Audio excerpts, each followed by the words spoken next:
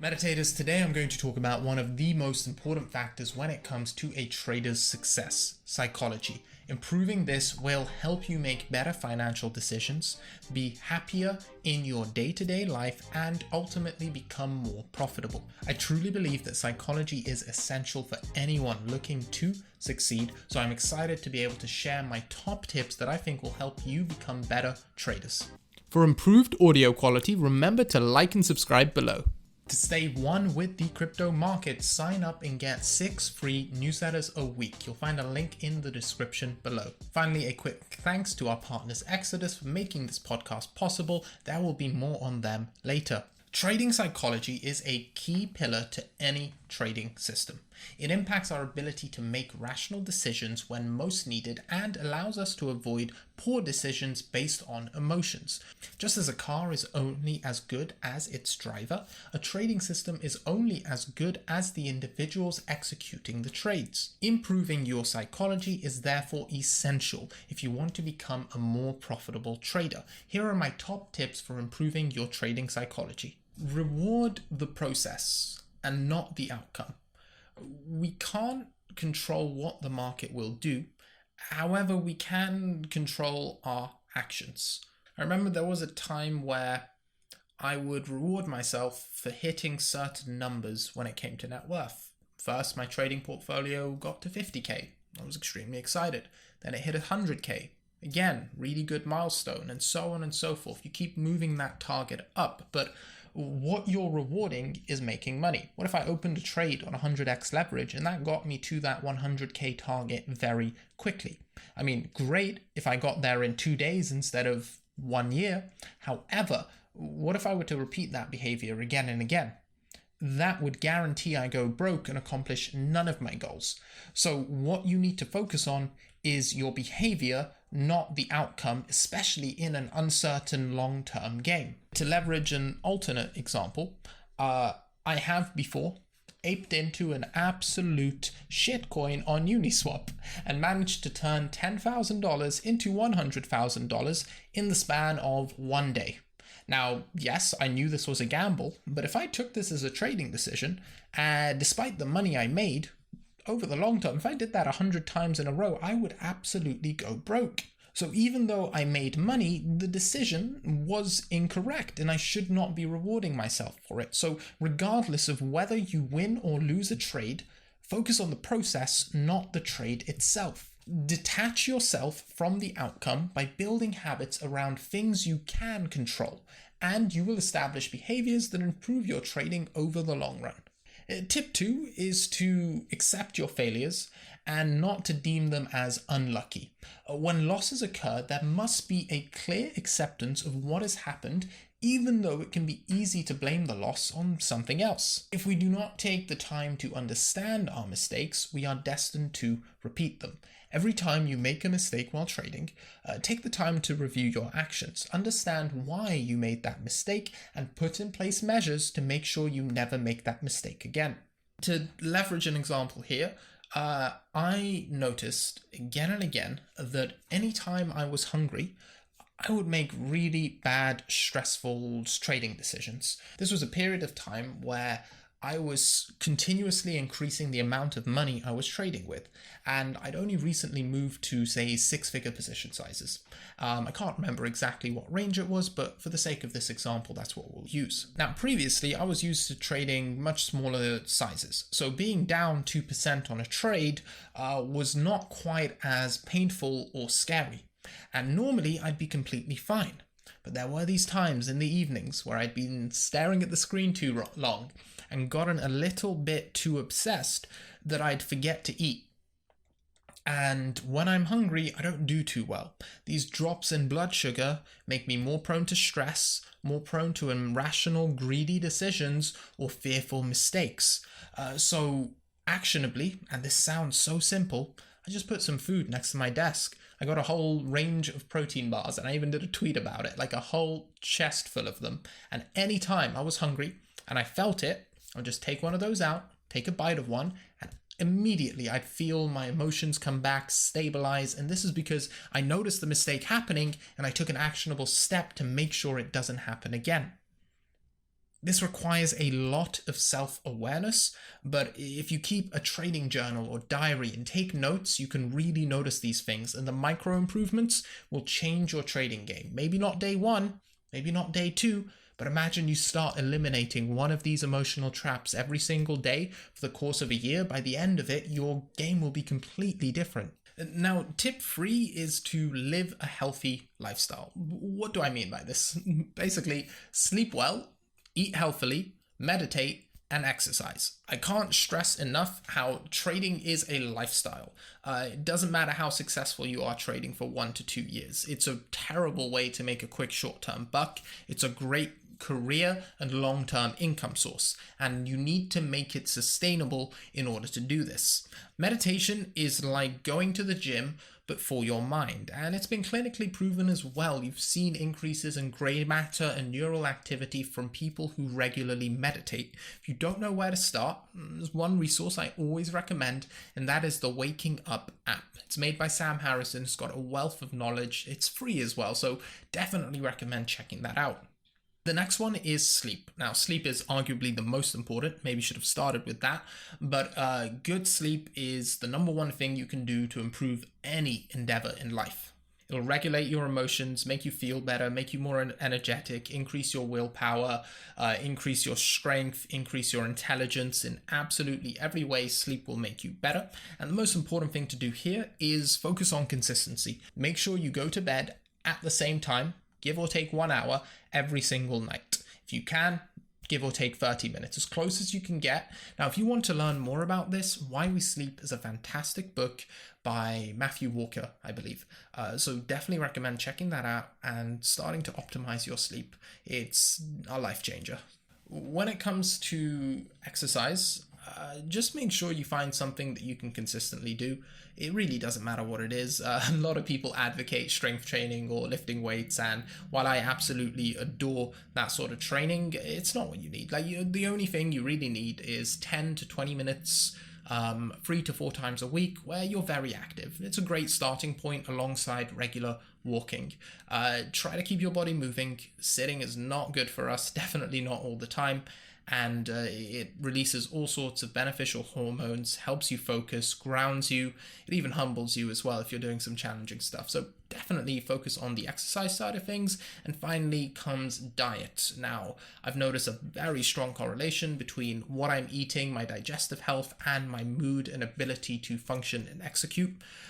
With diet, again, it's a very controversial topic. People stick to diets like religions. And I've been following this closely for the last 15 to 20 years. A lot of you don't know, but I'm absolutely fascinated by nutritional science and general self-improvement, nootropics, biohacking, all this sort of stuff. When it comes to nutritional science, over the last 15 to 20 years, I've seen multiple fads come and go. I've seen the consensus among scientists change multiple times. But the only thing to never change, not once, is make sure you eat whole, unprocessed foods for the majority of your diet. And make sure you don't eat too much. That's literally the only 2 pieces of information that have not changed once in the entirety of the time I've been around. Before, I used to be able to say also that you should probably eat a lot of more vegetables, especially green cruciferous ones. But these days we've got carnivores that will tell you that is toxic as well. So I'll stick to the first 2. Last insight I want to leave here, because we've spent a lot of time on this point, is consistency is the key to success. Slowly build up any one of these habits, take your time, be patient, and you will succeed in any of them. Tip 4, this one is really important. Never consider unrealized profits as a part of your net worth. It's a huge mistake you can make, and this is how people become bag holders. Right now, the crypto market is pumping like crazy. Bitcoin recently flew up to 60K, and right now it's dumped down to about 48K. Now, I am just as happy to take profit at, say, 60K as I am at 48K. Because when I hold Bitcoin, especially during these volatile times, I do not consider any profit that I haven't realized as a part of my net worth. Because when we're at 60K, say your portfolio's worth 200K. you've got a whole bunch of shitcoins, Ethereum, and you've done really well, and your portfolio is worth 200k at the market top. Then the market crashes and your portfolio goes to 150k because we took a pretty steep 25% crash. Now, the trader who'd never realized this as part of his net worth could potentially identify a shift in market structure and immediately take some profit on his crypto because of that steep drop. The alternate trader, who did consider this as a part of his net worth, will be thinking, oh my god, I just lost 50k. If I just wait and sell at 200k, then I will have made back my profit. And you can see the error in this thinking is to assume that the market cares how much money you had at one random point. So as an actionable insight here, keep the value of your open positions outside of any calculations you have made for your net worth. This ensures you are mentally not adding up or making promises to yourself. Now, psychology tip 5. Be realistic. Whilst in a bull market, it's easy to think that success takes little to no effort and everyone is a professional trader that can make 10 to 50% a year easily. I can't tell you how many people I know from 2017.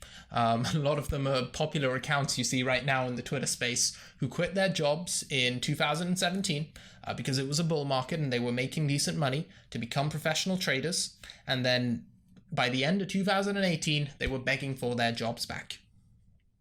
This is not an easy game. And if you do the maths, if people could regularly repeat 5% profit a month on any sum of money, they would very quickly become richer than Warren Buffett simply because of the way compound percentage gains work.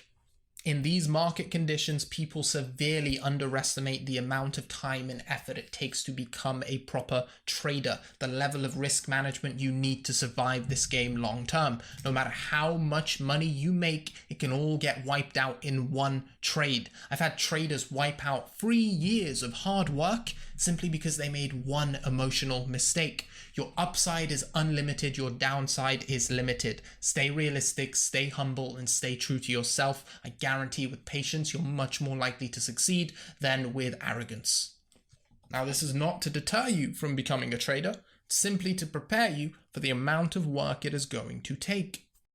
One of the biggest problems in the crypto industry right now is that there are far too many applications and none of them are very user-friendly for beginners. That's why we've partnered with Exodus. They're a desktop and mobile wallet that allow users to own their own private keys, navigate a very easy interface where they can view their portfolio, store multiple different cryptocurrencies, as well as exchange and earn interest on those cryptocurrencies. So if you're interested in checking them out, head over to exodus.com. That's EXODUS.com.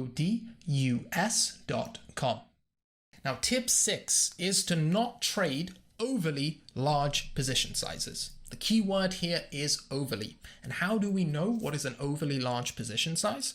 Now, it's pretty easy to figure out. If you feel yourself getting emotional about the amount of money you're about to make or lose, decrease your position size.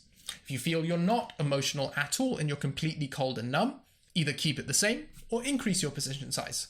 Now, this sounds like really obvious advice, as most good advice does. But I've seen entire trading careers shift from unprofitable to profitable simply because the other party reduced his position size and he was no longer making emotional mistakes and he became long-term profitable. Now, for tip 7, we're going to circle back to a previous point, but add a little more depth to it as well. You want to set up a framework for managing your own personal psychology. Now, the point I mentioned earlier was that hunger was a large trigger for me, but it wasn't the only one. Hunger was the first one that I wrote down, and I found a means of solving this. The next one was sleep. I discovered that without good quality sleep, my trading suffers severely. So if I don't get sufficient sleep, I will not trade that day. Simple as that. I have a checklist which I go through. Are you hungry? No? Cool, then don't trade. Now, I have a checklist I go through. It says, are you hungry? If I am hungry, I can't trade. If I'm not hungry, I can go ahead.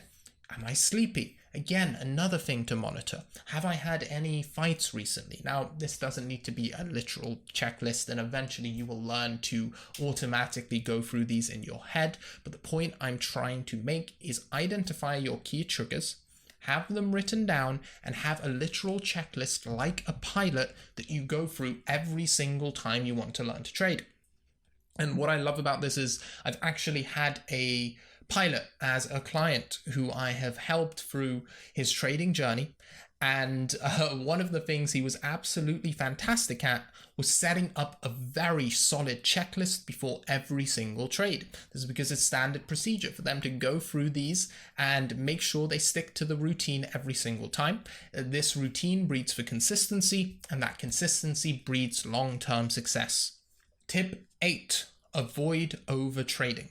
Trading too much can have a serious impact on our emotions. When you think you need to trade every single day, it can result in mistakes, it can result in deviations from your system, and it can result in a tunnel vision that removes your self-awareness when you're partaking in the activity. This is why I'm actually a pretty big advocate for people starting out with part-time trading, especially if you don't have large cash reserves.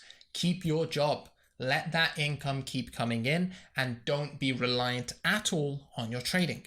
Because when you don't rely on your trading to make money, you're far less likely to overtrade. Wait for opportunities and the right market conditions to come to you. There have been times where I have taken 3 to 4 weeks off of trading, entirely off of day trading systems, simply because I did not like the market conditions and I found higher ROI elsewhere. You don't only have to trade. Part-time trading is an edge. I cannot stress this enough. Now, the final tip, number 9, is to always have a plan before you enter your trade. This means you need to know when you're exiting your position, whether it be for a loss or for a profit. When you are in the trenches, when you are in the battlefield, figuring out whether or not to take profit. If you've just made a bunch of money, you're going to have greed to deal with in determining when exactly you want to take profit. If you've lost a bunch of money, you're going to have fear determining whether or not you want to take the loss at a set level. By determining our plans before we even enter the trade, we are at the point at which we have the least emotional attachment. It is the best time to make a clear plan. And this plan can account for changing market conditions, but it should be made beforehand. I cannot stress how important managing your psychology is in the journey to become a profitable trader. I really enjoyed recording this episode. Trading psychology is rarely spoken about, yet it is the most important variable in your long-term success as a trader. Another area that took my trading to the next level was keeping up to date with market news. And that is exactly why I hired a team of researchers. You can access all their work in the form of 6 free newsletters a week. To access this, all you have to do is sign up at 𝐏𝐸𝐺 If you want to learn more about using psychology to improve your trading, check out my episode with trading psychology coach Jimmy.